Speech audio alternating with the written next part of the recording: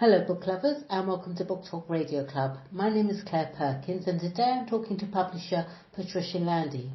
Patricia is a publisher of What I Have to Tell, a memoir by the remarkable late Renata G. Justin MD and a finalist in Book Talk Radio Club's 2019 awards.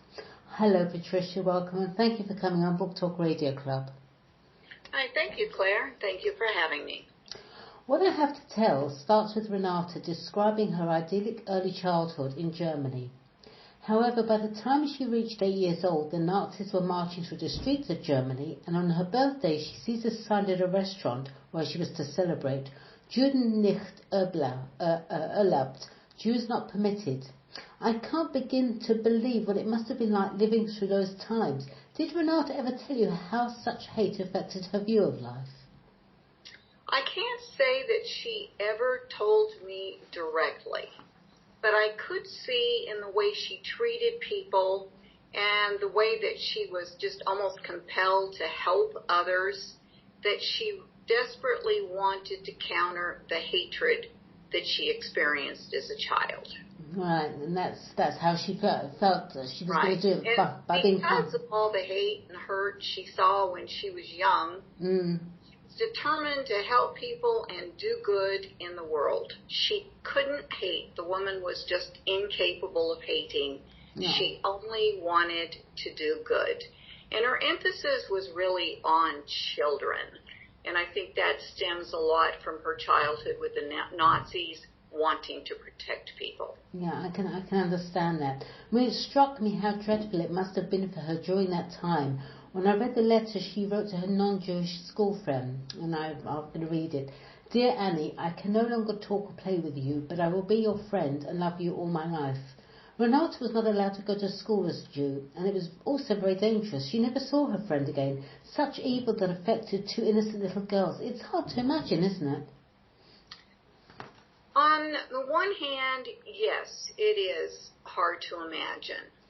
Because these children did not know whether one was Jewish or not Jewish. They didn't care, and they managed to form friendships that last forever. On the other hand, it's not hard to imagine. It was the adults. The adults made the children hate. Yes. Yeah, I mean, we're not born hating, are we? Let's face it. No, we're not. We learn that. Yes.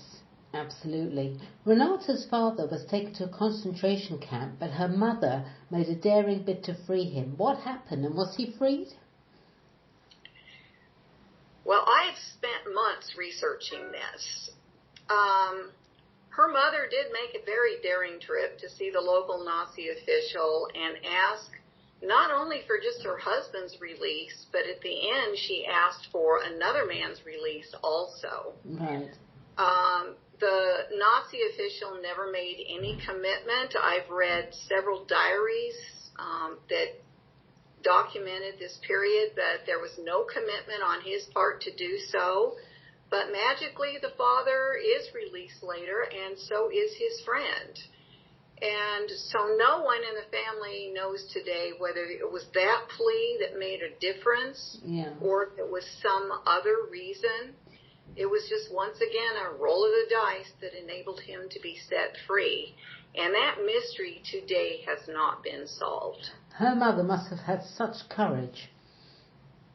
Unbelievable courage, I think, to face it, get through with it, and then not let it show, to always be brave. The family reunites and finally escapes to the USA with the help of the Quakers on board a cargo ship, the TSS Rotterdam. They sail through the English Channel, terrified that their ship will hit a mine and perish, as its passengers on board the Simon Bolivar, another ship filled with refugees. They arrived penniless upon arrival in New York in 1939 and were met by distant relatives who had found them an apartment. They stocked their fridge and gave them a month's worth of money to live on. Renata's father was a good salesman and a representative for a Belgian linen company, and confident he could earn money selling the linens despite his broken English. However, the Germans then invaded Belgium, and the invasion left him without a means to earn a living. Quaker volunteers helped them. They found a job for Renata's mother as a living caretaker and a nurse for an elderly Quaker lady in Pennsylvania. Quite unbelievable what bad luck they experienced. Still, they came through in spite of the Nazis, didn't they? Yes. And the immigrants, especially the Jews from Europe, were not welcome in the United States with open arms at that time. No. There was a prejudice and almost a cruelty in the U.S., and the family experienced it on several occasions. But Renata doesn't stop there. She also writes about the many, many people who were kind to them and helped an immigrant family. In her later years, Renata was very concerned about the treatment of immigrants in the U.S. today. She would definitely be involved in the situation that we have going on today. I can very well imagine that. I love the chapter about the first time in 1948 that Renata voted as an American citizen. After I closed the black curtain of the booth and punched the buttons, I had to pull a lever to record my vote. In the privacy of the curtained space, I burst into tears, grateful that I was permitted to record my opinion without fear of retribution, and that my vote would be counted among millions to determine the political future which American citizens would accept. When I left the voting booth, no soldiers in uniform were visible, no swastikas were in sight. I was safe. My vote was secret. No one knew or wanted to know for whom I voted. We take being able to vote safely for granted, don't we? And yet, like most of Renata's memoir, it teaches us not to take the freedom and acceptance we enjoy for granted. Wouldn't you agree? Yes, and it's hard to believe that so many people who have that privilege don't vote today, nor recognize its importance in our democracy. Renata often spoke to groups of young people about the importance of voting. She had many articles in newspapers and magazines that were targeting young people to get out and vote because it was a privilege. Exactly. That you don't always are afforded. Absolutely. And Renata made a promise to herself that if she escaped Germany and the Nazis, she would become a physician. What was the reason for that decision? Now, this is just my own personal opinion, but I believe she was greatly influenced by one of her teachers in Holland. Right. She talks a lot about this one teacher and what kind of an influence that she had. And this is the moment, according to her memoir, where she decided to be a physician once she watched what this woman was doing in the face of war. She believed that in doing so, by becoming a physician, that she could help others, and she could demonstrate that there was kindness and compassion in the world. And I think when you've witnessed that much death and destruction, that the idea that you want to turn it around and fix it, to help it, to make it go away and counter it with a kindness, a humanity, that this woman, or even her mother who was a nurse, there was someone who influenced her, and whether it was this teacher or her mother, it was a good influence. Very, most definitely. In 1947, Renata went to medical school to study and become a female physician. In 1953, the polio vaccine was discovered, and from dawn to dusk, Renata stood on a street in Cleveland giving injections of the vaccine to end the signs of citizens, all celebrating that Jonas Salk's vaccine had become available. Renata lived through and participated in some of the 20th century's most historical events, didn't she? Yes. And she did this at a time when there were not a lot of women physicians. It was very hard to get in. She was a pioneer, definitely. Yeah, and she was very concerned about the health care of women and children. I mean, from the time that she came on U.S. territory, set foot in this country, she was working for children and women and trying to help them. Her first job was at a Native American reservation, and then she continued her work in Indiana, and finally in Colorado, and she expressed so much care and concern, and basically for those who were marginalized in society. She wasn't catering to a rich clientele. She was catering to those who really needed help. She was definitely remarkable.